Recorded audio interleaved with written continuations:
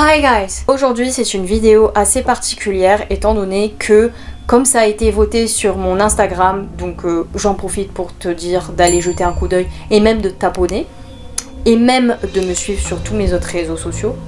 Voilà, parce que c'est ce que tout le monde dit. Et n'hésite pas aussi à me suivre, je suis Nathalie Cat. Je fais des vidéos d'English learning, des creepy stories, des true crime stories, des histoires paranormales aussi. J'enseigne aussi l'anglais étant donné que je suis prof d'anglais certifiée dans des vidéos toujours ludiques.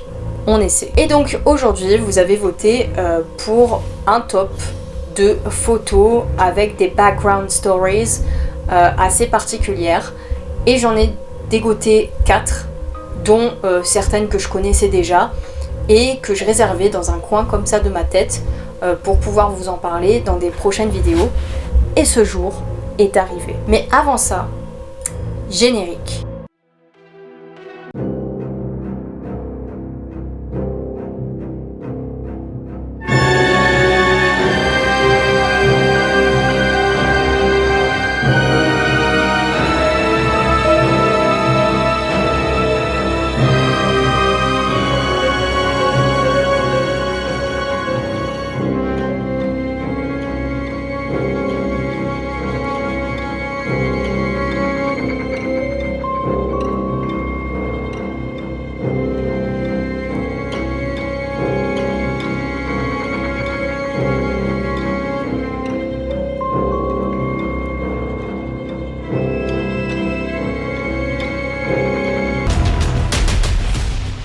Quatre photos, 4 histoires à hérisser tous les poils du corps, même si tu n'as pas de poils en fait, tu vas avoir la chair de poule.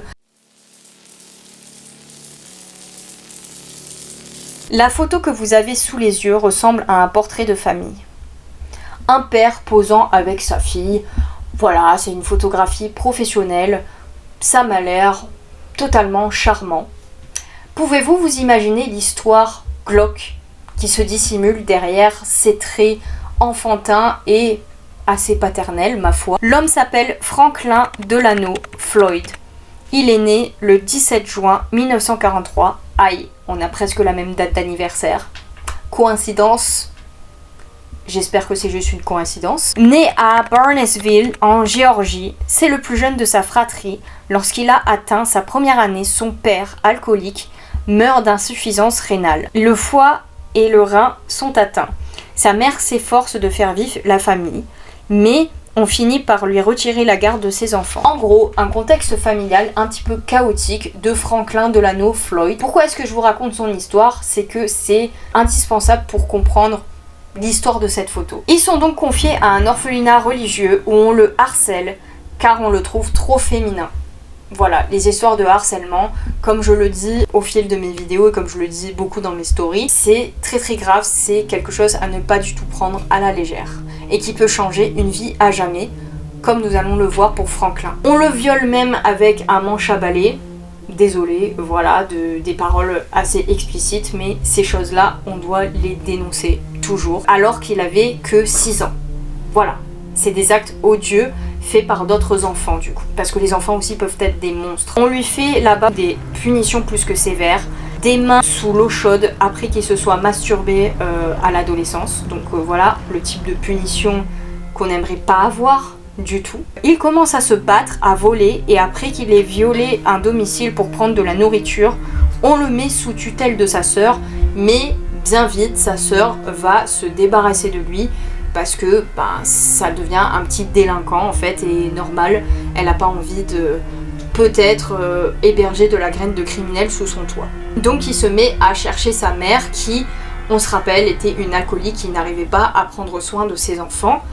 Il finit par la retrouver, c'est en effet, elle est devenue une prostituée qui gagne sa vie, voilà, comme ça. Il va lui demander de falsifier des documents à lui pour pouvoir rentrer dans l'armée américaine parce qu'il a alors 16 ans et on n'a pas le droit de rentrer avant la majorité. Il rentre dans l'armée américaine mais se fait vite virer parce que aux États-Unis on ne plaisante pas avec les falsifications de documents ni quoi que ce soit d'autre comme délit. Donc voilà, c'est comme ça que Franklin devient un petit peu un désaxé il ne sait pas quoi faire et il a quand même pas mal de traumas hérités de l'enfance. Il devient donc très instable dans ses jobs, il va de ville en ville en fait, il a différents jobs, il se fait virer, voilà, il a une vie professionnelle assez chamboulée ainsi qu'une vie personnelle aussi chamboulée. Il essaie de retrouver sa mère mais elle est introuvable et elle finit par mourir quelque temps plus tard, donc Franklin se retrouve livré à lui-même en fait, tout seul. Sa vie criminelle commence donc à l'âge de 16 ans. Il est tour à tour cambrioleur, mais il abuse aussi d'enfants. Il harcèle et abuse d'enfants. Il fait beaucoup de séjours en hôpitaux psychiatriques et en prison, parce que logiquement c'est un criminel. Il a même tenté d'enlever une femme à une station-service, donc ce n'est pas du tout un enfant de cœur, ce Franklin Delano, mais vu son passif, on comprend aisément la tournure des événements. En prison, il se fait violer par ses co-détenus. Donc voilà, on continue sur les traumas. En 1974, sous le faux nom de Brandon Williams, il rencontre Sandy Shipman en North Carolina, donc en Caroline du Nord, alors qu'elle faisait du stop. Elle est alors mère de 4 enfants, de 2 pères différents. Ils sont sortis pendant 1 mois, puis ils se sont mariés. Donc ça a été assez rapide. C'est là que l'histoire commence à devenir intéressante et qu'on va atterrir sur la signification de cette photo. Shipman passe ensuite 30 jours en prison pour chèque en bois. Donc on a quand même un couple de faussaires, de gens un petit peu tordus, on va dire. Pendant ce temps-là, c'est Floyd qui a la garde des 4 enfants parce que rappelez-vous que Shipman avait déjà 4 enfants lorsqu'ils se sont mis ensemble et mariés. Floyd a donc la garde de ses 4 enfants. Floyd, qui a tenté d'enlever des enfants. Semaine Floyd. Est-ce que vous sentez l'événement traumatique arriver? Shipman sort de prison, elle retourne vers l'appartement où étaient censés vivre Floyd et ses enfants, et elle constate, à son grand désarroi, que ni Floyd ni ses enfants ne sont présents au domicile. Étonnant, non? Très surprenant. Je m'attendais à ce qu'il soit un père de famille exemplaire. Lui qui est un cambrioleur, un violeur et un kidnappeur. Elle finit cependant par retrouver ses 2 filles du milieu, c'est-à-dire la sœur cadette et la 3e fille. Mais son petit dernier, donc le garçon, est introuvable et Suzanne, son aînée, est aussi introuvable. Donc Floyd a gardé avec lui 2 des enfants de Shipman. En 1989, Floyd et sa seconde femme, Sharon Marshall, donc on suppose que c'était un faux nom parce que voilà, Floyd était quand même adepte des fausses cartes d'identité dès ses 16 ans, de falsification de papier, donc voilà. Et Sharon a un petit nourrisson, ils vivent en Oklahoma à Tulsa. On apprend plus tard que Sharon ne s'appelait pas Sharon, comme on a dit, mais s'appelait Suzanne. Suzanne, une des filles de Shipman. Est-ce que vous comprenez maintenant? Donc cette petite fille-là, enlevée, était en fait la fille de Shipman. Cette fille qui avait disparu. Et c'est elle qu'on voit sur la photo. Cette petite fille blonde qu'on voit avec cet homme âgé. En regardant ça, un sentiment de glauque nous envahit, de terreur.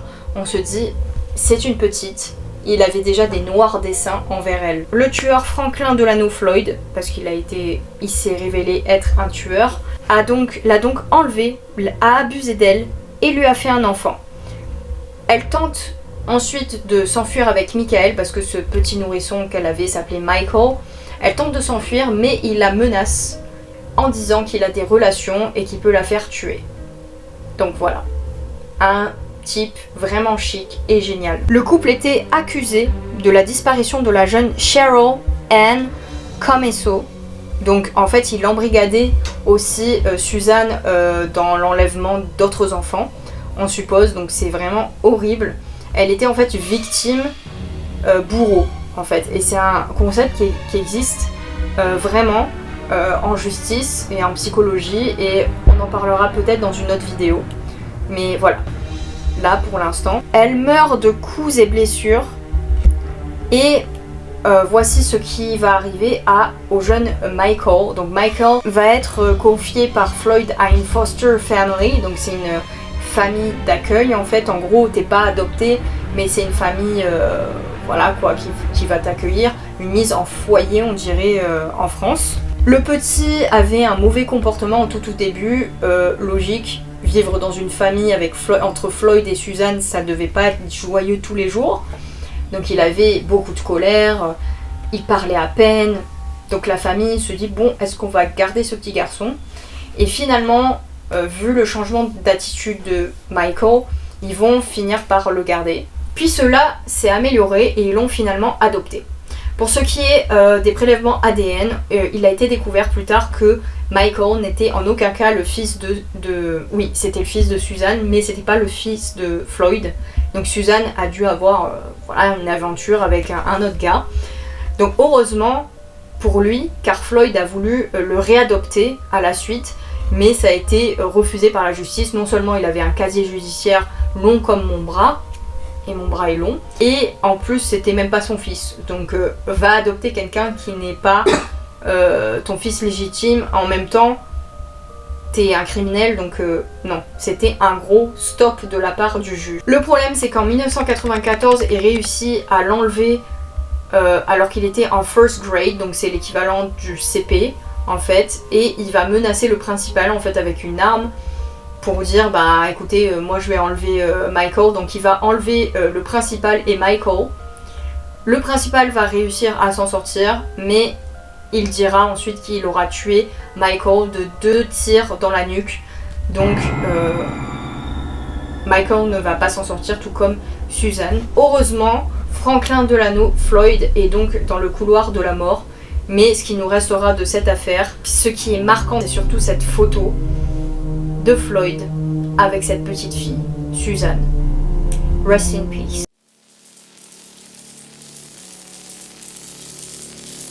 Alors deuxième photo, ça va être plus rapide, hein, vous inquiétez pas. T'inquiète pas aussi. Le couple sur la photo a l'air bien heureux. Bien trop. Bien trop pour être honnête. Il s'agit de Yadira Bay et de Michael Gargiulo, appelé The Hollywood Ripper. Un des pires tueurs en série américains. Attention, Yadira n'est pas morte, pas comme Suzanne de la première histoire. Elle est pour autant aussi victime du tueur en série. Mais ce qui est étonnant, c'est qu'elle ne savait rien de ses agissements jusqu'en 2015, quand sa tante lui tend un journal en disant bah tiens, il y a ta photo dans le journal. Donc du coup, c'est ces 4 photos dont je vous montre les clichés qui sont apparus dans le journal avec le titre inquiétant de La mystérieuse petite amie du tueur en série. Et cette mystérieuse petite amie, c'était elle. Les enquêteurs, faisant une enquête donc logiquement sur The Hollywood Ripper, avaient trouvé dans son ordinateur ces photos-là et se demandaient si cette fille-là, donc Yadira, n'avait pas été victime aussi, qu'elle était morte en fait sous ses coups de couteau. Parce que oui, ce tueur en série ne se contentait pas de tuer ses victimes, il les violait et leur donnait de multiples coups de couteau. Elle ira donc au procès, témoignera, bouleversée, dans un témoignage bouleversant, combien elle avait souffert avec cet homme-là, qui ne voulait ni lui faire rencontrer ses proches, ni sa famille, et pendant des mois et des mois, pendant 6 mois, et elle avait été frustrée, et un jour, donc le dernier jour où elle l'a vu, une grosse dispute a éclaté, et donc du coup, il s'est mis en colère. Sa fureur était telle qu'il l'a frappée avant de la violer à l'arrière de son van. Donc, sympa, super. Et fait insolite, The Hollywood Ripper est à l'origine de la mort d'une des petites amies d'un des acteurs les plus célèbres à Hollywood justement, Ashton Kutcher, qui était venu témoigner à ce procès.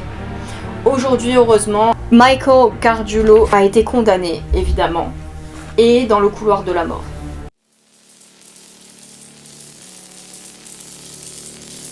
La troisième photo va être malheureusement beaucoup plus courte. Qu'est-ce qui vous choque sur cette photo? Regardez bien.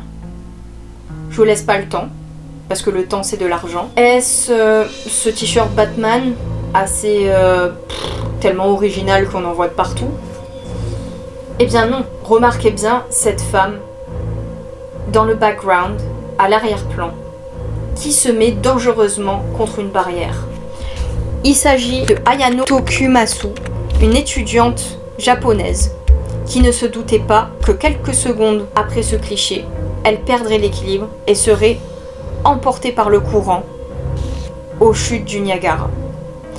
Faites attention, si un jour vous, bon évidemment avec le Covid on ne peut pas trop, mais si vous allez un jour visiter les chutes du Niagara, il n'est pas impossible d'avoir des accidents. Heureusement, la plupart des accidents ne sont pas mortels, mais cet accident-là lui aura coûté la vie. Ce qui est assez insolite, c'est qu'on a cette photo-là qui a été prise juste avant sa mort. Elle n'avait que 20 ans.